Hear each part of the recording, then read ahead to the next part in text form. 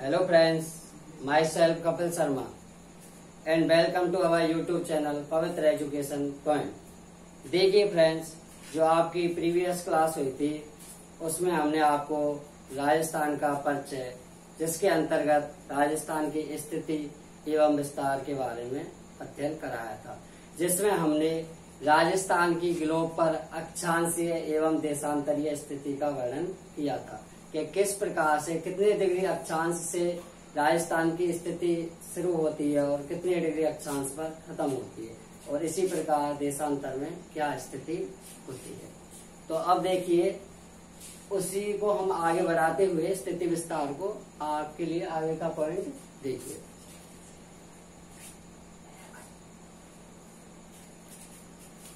देखिए फ्रेंड्स, अब हमें आपको समझाना है कि राजस्थान का जो उत्तरी बिंदु है वो कौन सा है, यानी कि राजस्थान उत्तर में कहाँ से स्टार्ट होता है और आपका राजस्थान दक्षिण में कहाँ तक है, उसकी अंतिम सीमा कहाँ तक है। इसी प्रकार पूर्व में उसकी सीमा कहाँ से स्टार्ट होती है और पश्चिम में उसकी सीमा कहाँ पर खत्म होती है। तो वो देखिए, आपका जो राजस्थान का उत्तरी बिंदु निकल के आता है वो निकल के आता है आपके कोणा गांव, जो किस जिले में पड़ता है फ्रेंड्स, वो पड़ता है आपके गंगानगर जिले में। उसके बाद में जो आपका अंतिम बिंदु है, दक्षिणी बिंदु, वो है आपके वोरकुंडा, जो कहाँ पर पड़ता है, आपके कुशलगढ़ तहसील में, जो कौन से जिले के अंतर्गत आता है, वो आता है आपके बांसवाड़ा जिले के अंतर्गत आता है। आपका जो पूर्वी बिंदु है, राजस्थान का पूर्वी बिंदु, वो है सिलाना। सिलाना कोई स्थान है जो राजाखेड़ा नामक तहसील में पड़ती है, जिसका जिला धौलपुर होता है। इसी प्रकार आपका जो पश्चिमी बिंदु है वो है कटरा, जो सम जगह पर पड़ता है। सम वह स्थान है जहाँ पर वनस्पति का अभाव पाया जाता है, या अर्थात यहाँ की जलवायु अत्यधिक प्रतिकूल होती है। और ये आपके जिले कौन से में पड़ता है, जैसलमेर जिले में पड़ता है। अब देखिए, जो आपकी उत्तर से दक्षिण की लंबाई है, यानी कि जो आपके राजस्थान में उत्तरी बिंदु से दक्षिण बिंदु तक की जो टोटल लेंथ है वो होती है आपके 826 किलोमीटर, और आपके पूर्व से पश्चिम की जो लेंथ है वो है आपके 869 किलोमीटर। तो इस प्रकार से आपके राजस्थान की जो पूर्व से पश्चिम की लंबाई है वो तुलनात्मक रूप में आपके उत्तर से दक्षिण की लंबाई से अधिक होती है। इनका जो अंतर निकल के आता है वो निकल के आता है 43 किलोमीटर का। कितने का फ्रेंड्स? 43 किलोमीटर, यानी कि 43 किलोमीटर का। अब देखिए, इसके बाद में आता है आपके सीमा का, कि किस प्रकार से राजस्थान की स्थलीय सीमा है और वो किस किस प्रकार से अंतर्राष्ट्रीय एवं अंतर्राज्यीय में बटी हुई है। तो उसको देखिए आप, इसको आप नोट कर सकते हैं या स्क्रीनशॉट भी ले सकते हैं।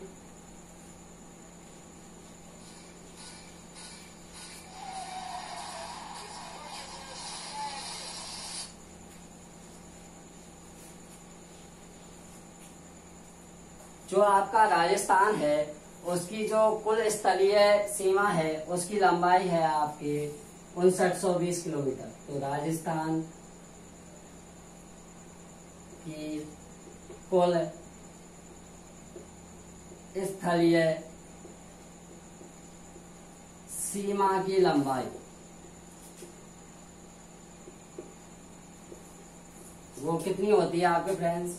वो है 5920 किलोमीटर। अब जो आपकी ये स्थलीय सीमा है ये दो भागों में बटी हुई है। वो दो भाग आपके कौन कौन से हैं? उसमें पहला है आपके अंतर्राष्ट्रीय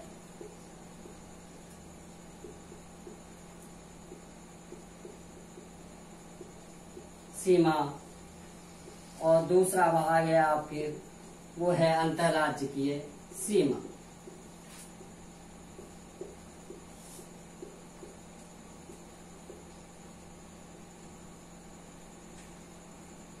अंतर्राज्यीय सीमा। अब देखिए अंतरराष्ट्रीय सीमा यानी कि वो सीमा जो दूसरे देश से लगती है। तो अभी जो हमारा राजस्थान है उसके टच में केवल पाकिस्तान पड़ता है, तो जो पाकिस्तान से सीमा लगती है वो आपकी अंतरराष्ट्रीय सीमा के अंतर्गत आती है। दूसरा आपके अंतरराज्यीय सीमा। अंतरराज्यीय सीमा वह सीमा है जो राजस्थान के जिलों की सीमा अन्य राज्यों से लगती है। तो इनका किस प्रकार से डिवाइडेशन है, तो देखिए जो आपके 5920 किलोमीटर टोटल जो आपके स्थलीय सीमा की लंबाई है उसमें से 1070 किलोमीटर आपके आती है अंतरराष्ट्रीय सीमा के अंतर्गत और आपके 4850 किलोमीटर आती है आपकी अंतरराज्यीय सीमा के अंतर्गत। अब देखिए क्या राजस्थान के सभी जिले अंतरराष्ट्रीय सीमा से लगते हैं? नहीं, केवल राजस्थान के 4 जिले। कितने जिले फ्रेंड्स? राजस्थान के 4 जिले अंतरराष्ट्रीय सीमा से लगते हैं। और आपके अंतरराज्यीय सीमा से क्या सभी जिले लगते हैं? नहीं, केवल आपके 23 जिले अंतरराज्यीय सीमा से लगते हैं।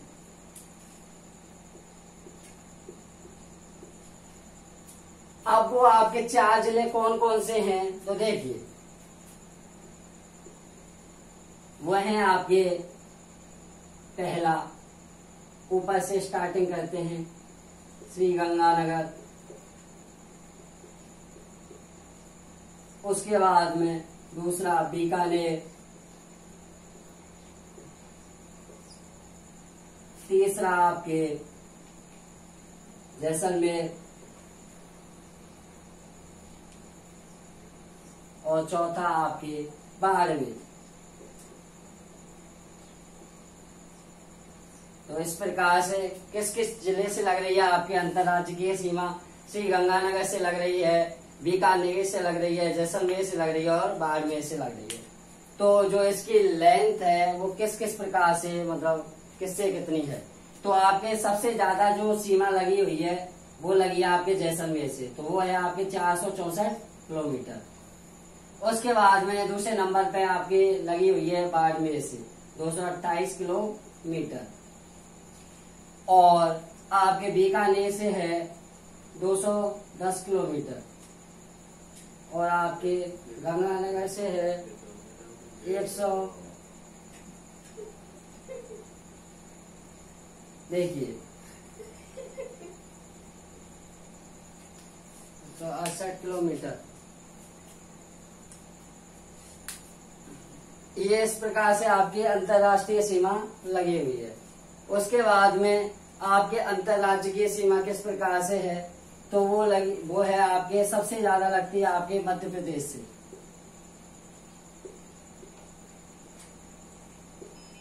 मध्य प्रदेश से लगती है आपके 1600 किलोमीटर।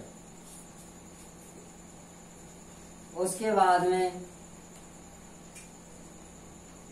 लगती है आपके हरियाणा से 1262 किलोमीटर और उसके बाद में आपकी लगती है गुजरात से 1022 किलोमीटर। उत्तर प्रदेश से लगती है आपके 877 किलोमीटर और आपके सबसे कम लगती है जो दूसरे राज्य से, वो लगती है पंजाब से, वो है आपके 89 किलोमीटर। तो इस प्रकार से अंतरराष्ट्रीय व अंतरराज्यीय सीमाओं का क्षेत्र है। यानी कि जो आपकी अंतरराज्यीय सीमा है वो सबसे ज्यादा किससे लगी हुई है? मध्य प्रदेश से। कितने लगी हुई है? 1600 किलोमीटर और सबसे कम आपकी लगी हुई है पंजाब से 89 किलोमीटर। और आपकी जो अंतरराष्ट्रीय सीमा है वो सबसे ज्यादा लगती है आपके जैसलमेर जिले से 464 किलोमीटर और आपके सबसे कम लगती है श्री गंगानगर से 168 किलोमीटर। तो इसको आप नोट कर लीजिए या स्क्रीनशॉट ले लीजिए।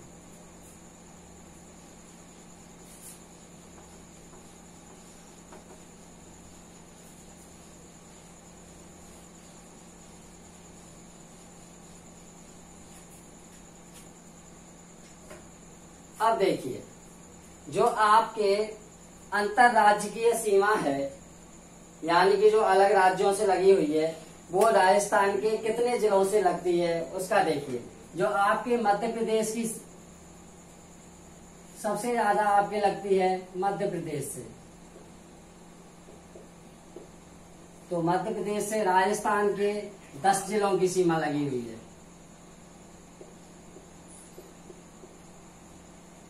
किसके हैं? ये राजस्थान के हैं। उसके बाद में आपके दूसरे नंबर पर हरियाणा, हरियाणा से 7। उसके बाद में आपके दूसरा आता है गुजरात, तीसरा होता है आपके गुजरात। गुजरात से लगी हुई है 6 जिलों की सीमा। चौथा आपके उत्तर प्रदेश, उत्तर प्रदेश से राजस्थान के 2 जिलों की सीमा लगती है। और आपका उसके बाद में है पंजाब, जिससे सबसे कम सीमा लगती है 89 किलोमीटर, उससे भी राजस्थान के 2 जिलों की सीमा लगती है।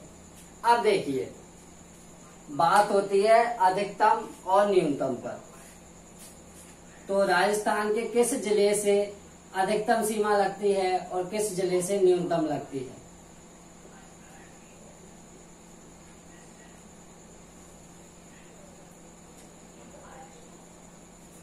देखिए, जो आपका मध्य प्रदेश है उसकी अधिकतम सीमा लगती है झालावाड़ से और न्यूनतम सीमा लगती है आपके भीलवाड़ा से। उसके बाद में फ्रेंड्स आपका हरियाणा, तो हरियाणा की अधिकतम सीमा लगती है हनुमानगढ़ से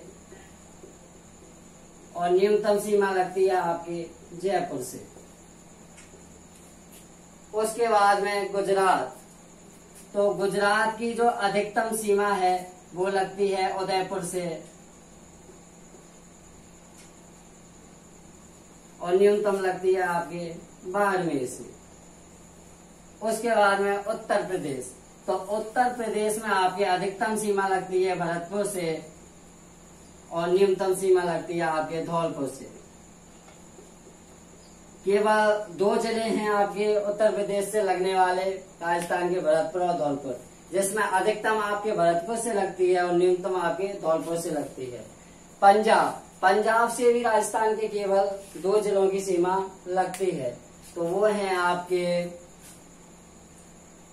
सबसे अधिकतम लगती है, वो लगती है हनुमानगढ़ से और न्यूनतम लगती है आपके श्रीगंगानगर से।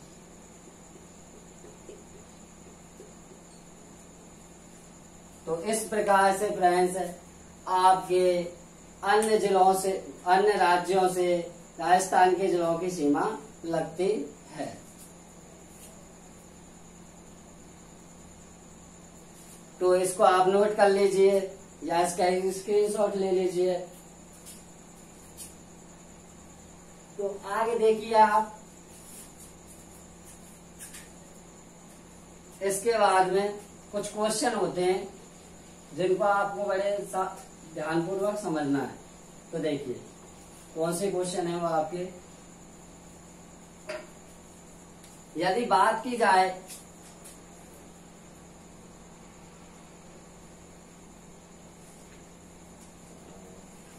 राजस्थान के कितने जिले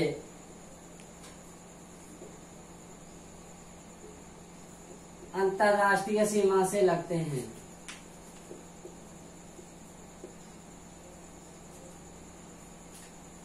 अंतर्राष्ट्रीय सीमा से लगते हैं, तो वो आते हैं आपके 4 जिले। अब इसके बाद में मैंने क्या बोला, अंतर्राष्ट्रीय सीमा से लगने वाले जिले वो हैं आपके 4। और उसके बाद में जैसे मैं दूसरा क्वेश्चन कहता हूं आपसे केवल अंतर्राष्ट्रीय सीमा से लगने वाले, केवल अंतर्राष्ट्रीय सीमा से लगने वाले जिले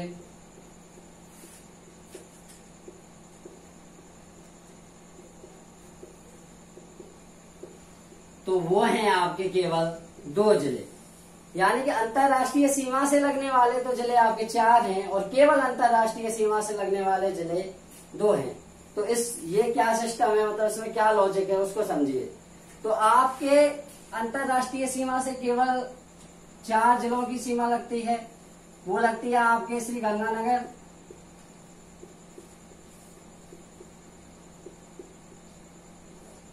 उसके बाद में आपके बीकानेर,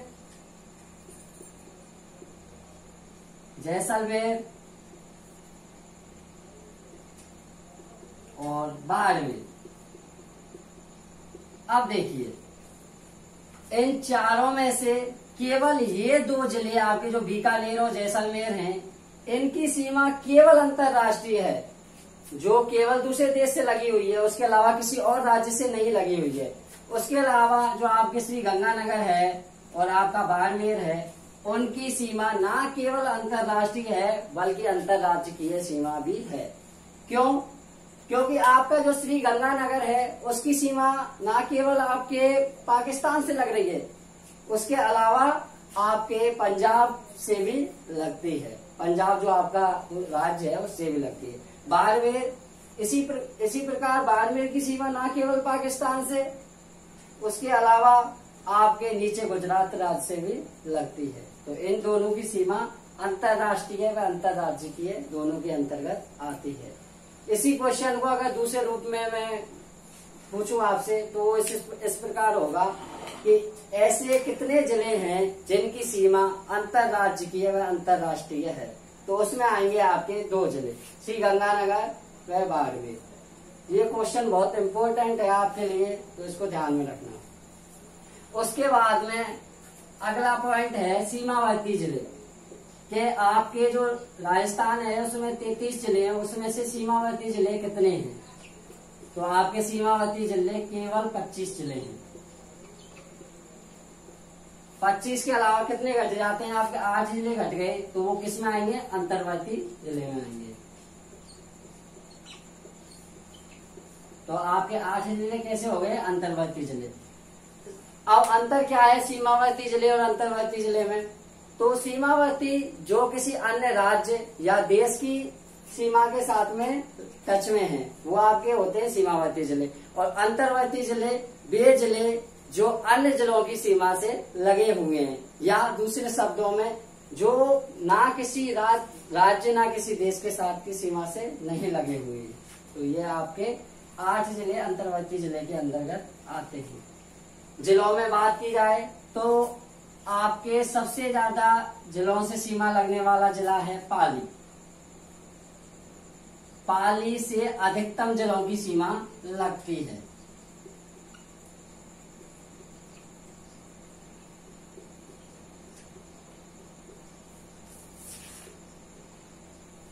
कितनों की वो लगती है? आपके 8 जिलों की सीमा लगती है। उसके बाद में आपका नागौर जो मध्य बिंदु है राजस्थान का, नागौर को मध्य बिंदु माना जाता है, तो उससे सीमा लगती है आपके 7 जिलों की।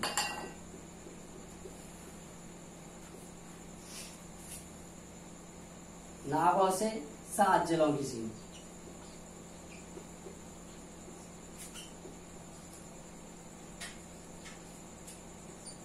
तो नागौर से आपके केवल 7 जिलों की सीमा लगती है। अब इसके बाद में एक और इम्पोर्टेंट पॉइंट आपके लिए निकल के आता है, वो है आपके लिए खंडित जिले। ये पॉइंट बहुत ज्यादा इम्पोर्टेंट है। इससे क्वेश्चन ना केवल आपके बीएसटीसी में पूछा जाता है बल्कि रीट इत्यादि परीक्षाओं में भी क्वेश्चन पूछे जाते हैं।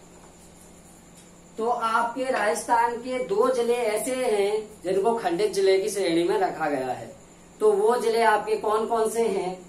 तो देखिए, जो आपका पहला जिला है वो है अजमेर, खंडित जिले।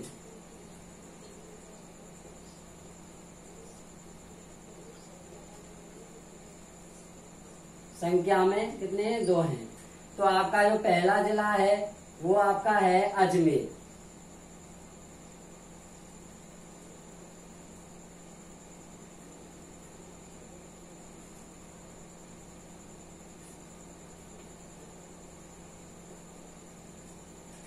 और आपके जो दूसरा जिला है वो है आपके चित्तौड़गढ़।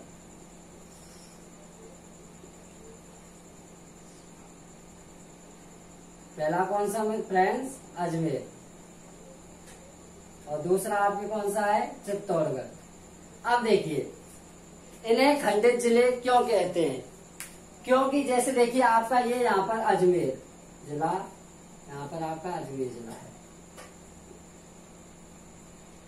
तो अजमेर की सीमा यहाँ पर खत्म हो गई इस जिले के अंतर्गत। फिर यहाँ पर आपके नीचे आ जाता है पाली आ जाता है, इधर की साइड में आपके राजसमंद आ जाता है। यहाँ मध्य देखिए, यहाँ बिल्कुल मध्य में अजमेर का ही एक छूटा हुआ पार्ट आता है टोरगढ़। टोरगढ़ वो किसका है? इसका जिला पूछेंगे तो आपसे कौन सा पड़ता है? अजमेर का ही एक हिस्सा है। परंतु इसमें अंतर क्या है और बाकी जिलों से कि अजमेर की सीमा एक बार पूर्ण समाप्त हो गई, उसके बाद में दूसरा जिला स्टार्ट हो गया, उसके बाद हमें अजमेर का कुछ हिस्सा दिखा है यहाँ पे, तो ये किस जिले में आएगा? खंडित जिले के अंतर्गत आएगा। और दूसरा आता है आपके चित्तौड़गढ़।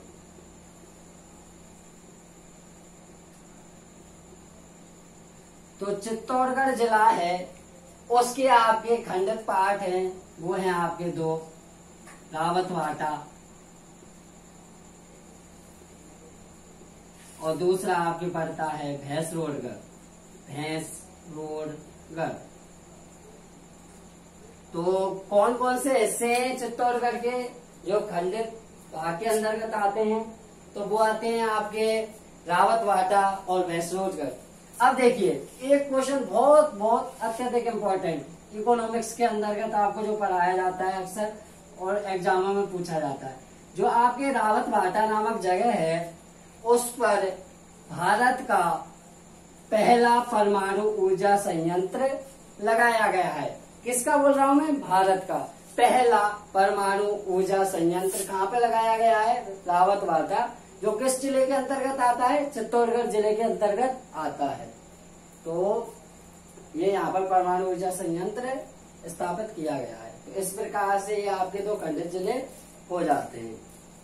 तो आज की क्लास में फ्रेंड्स हम यहीं तक करेंगे टॉपिक को। मुझे आशा है कि आपको मेरी वीडियो पसंद आई होगी। अगर आपको मेरी वीडियो पसंद आई है तो इसे लाइक करें, शेयर करें और हमारे चैनल को सब्सक्राइब करें। Thank you friends.